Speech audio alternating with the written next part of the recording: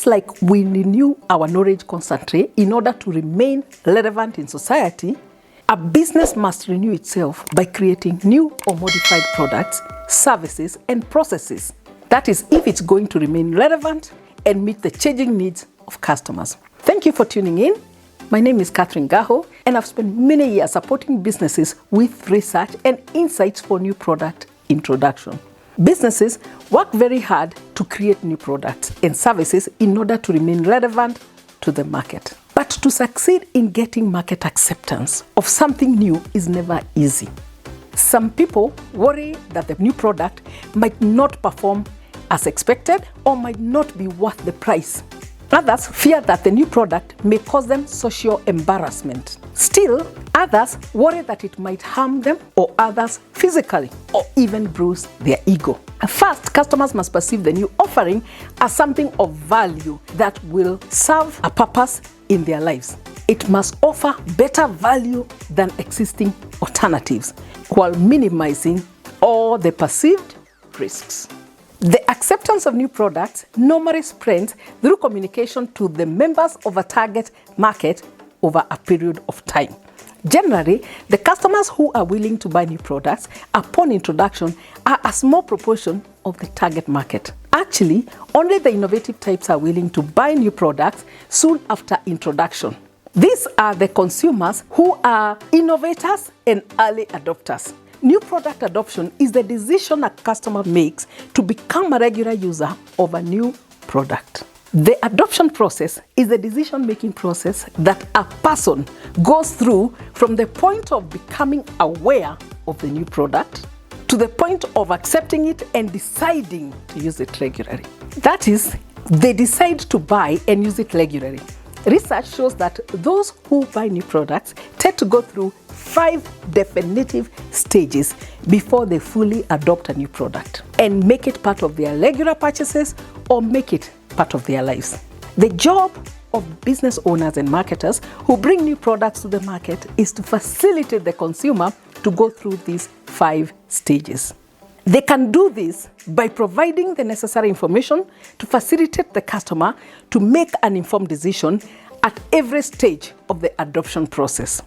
Now, let us look at the 5 stages of the new product adoption process and the role of marketing at each stage. The 5 stages in the adoption process are: 1. Awareness.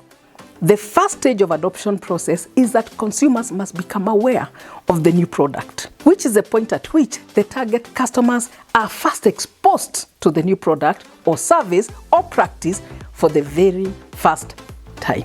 The role of the marketer at this stage of initial exposure is to provide information that answers the questions that the customer is likely to ask when they become exposed, and to communicate in a manner that gets customer attention. To succeed in this role means that more people are aware of the new product. The second stage is interest. In the second stage, the customers develop interest in the product and want to search for new information or more additional information about how it can benefit them. They want to know more about the product. The role of the marketer is to communicate in a way that generates interest and to provide information on the product's quality, features, and benefits. People are more interested when information provided is personally relevant to them and their situation. The marketer needs to answer any questions the customer might have even before they are asked. The third stage that the consumer goes through in the adoption process is evaluation. At this stage, the customers assess the information they have and draw conclusions about the new product or determine whether further information is necessary. This stage presents a kind of mental trial of the new product. If the customer finds this satisfactory, they will be ready to either try the product or use the product on a limited basis. If they find it satisfactory, they will move on. If they find it unsatisfactory, they will reject the product at this point. The role of the marketer at this stage is to facilitate evaluation of the product and create desire by providing information on usage, demonstrating benefits, and offering the opportunity for trial. The fourth stage is trial stage.